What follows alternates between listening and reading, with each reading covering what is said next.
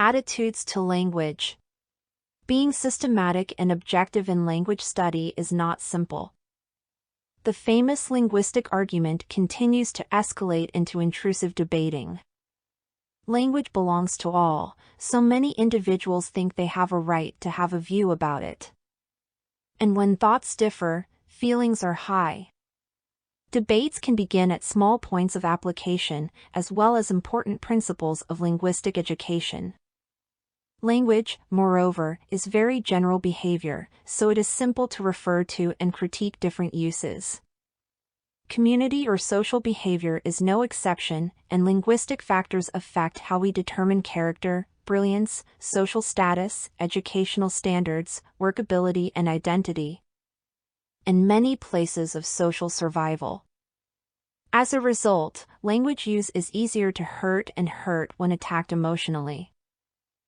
In its most known sense, one type of language is naturally superior to another, and the notion that it should be imposed on the entire speech community.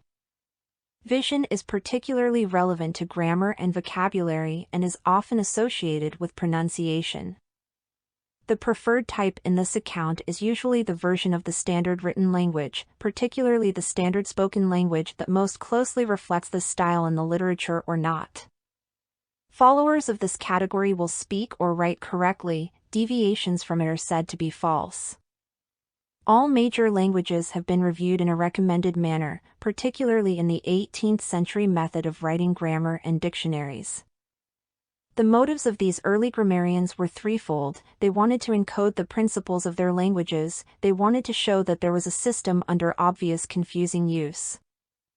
They wanted a way to resolve disputes over use, and they liked to point out what they sensed to be typical mistakes were to improve the language. The authoritarian nature of the method is best classified by reliance on the rules of grammar.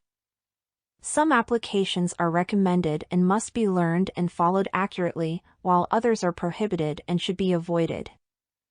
In these earlier days, there were no half measures, whether the application was correct or incorrect, and the grammarian's job was not simply to record the alternatives, but to pronounce judgment on them.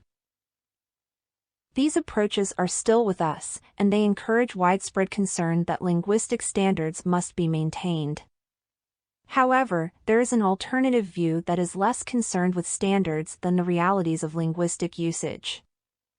This method summarizes that it is the task of the grammarian to describe the facts of linguistic diversity, not to suggest record, and not to try impossible tasks such as assessing language variation or stopping language modification.